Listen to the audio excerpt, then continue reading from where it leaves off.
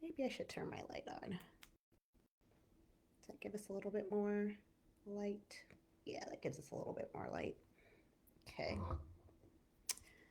So I'm trying to find it now. I got a post about allergies, and I told the person who asked the question that I would reply in a video because the question was very simple, but my brain just went like woo with it, like in a million different directions. So I said I'd come on and make a video about it just to kind of share my thoughts. So I'm looking for the post. I actually found it. So it's the one, it's the Drake meme post that I did where um, it just talks about asking for help on how to overcome allergies by addressing the underlying cause. And the question that was asked was, how can you discover if you have allergies? Very simple question. And so they said, or they asked, can you only discover if you have allergies versus through a lab test? And traditionally, the answer would be yes. So if you ask, people who work in the traditional, especially like American healthcare system, they would say like allergies are diagnosed through different types of allergy tests. And I've actually done a video that breaks down what can happen when allergy tests appear to be inconsistent. It talks about the reasons why they can appear to be inconsistent so that you kind of have an idea of the other factors that go into locating and diagnosing allergies. So I'll tag that video if I can at the bottom of this live. But getting back to the original question, my whole line of work and when I work with my clients is a little bit more of a holistic approach, pulling training from multiple places. And what I'm going to share is basically my thoughts and what works for me and what works for my clients and when I work with them. And the answer of how can you discover if you have allergies for me is that's the whole essence of food clues. The whole concept behind food clues is if you understand the characteristics of the food that you may be having a question about or that you may be struggling with in some way, shape, or form, if there's some sort of not quite right something between you and that food, understanding the underlying characteristics of the food can help you determine the level of issue, for lack of a better word, with the food. Now, again, going back to traditional American medicine, the word allergy is resolved for a very specific type of immune reaction to foods or environmental type allergens and things like that. I think about allergy a little bit more broadly. Um, I use the word either challenge or an avoidance or protective mechanism of the body because when I, again, take a step back and look more big picture, that tends to be where the symptom reaction is coming from. So, going back to the question, how do you discover if you have allergies? How do you discover if you're having a reaction or a resistance to something?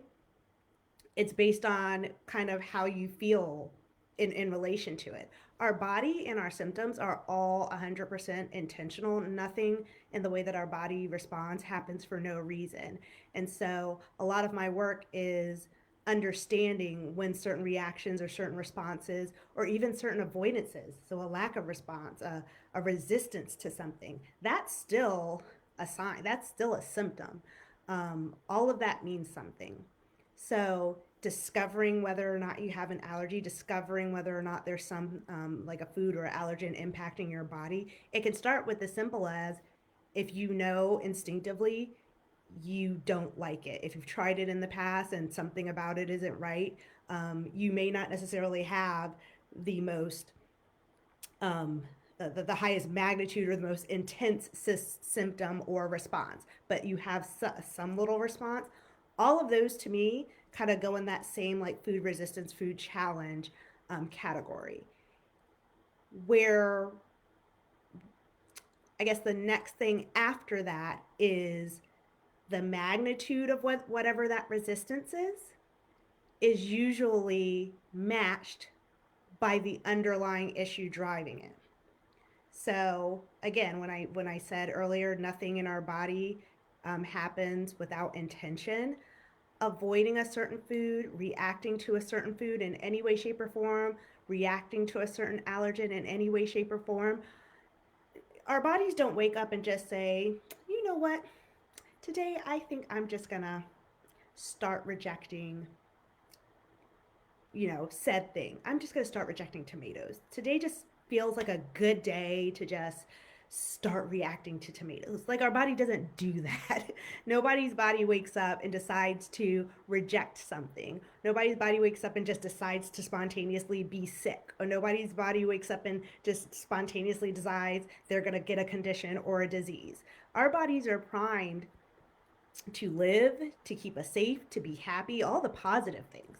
So when something not so positive is happening, there's an underlying cause. There's an underlying issue driving it. It is usually from the outside world that has come and now affecting us internally. So again, going back to the question about discovering if you have allergies, one, if you're having any type of avoidance or rejection response, no matter how big or small, there's something there. If you want to call it an allergy, I choose to call it like a resistance or a food challenge, because the reason that I do that is because that response is actually a symptom. It's a clue. That's food clues. It is a clue to the underlying issue, the thing that your body is struggling with, that it did not wake up and decide to just have because they thought it'd be fun.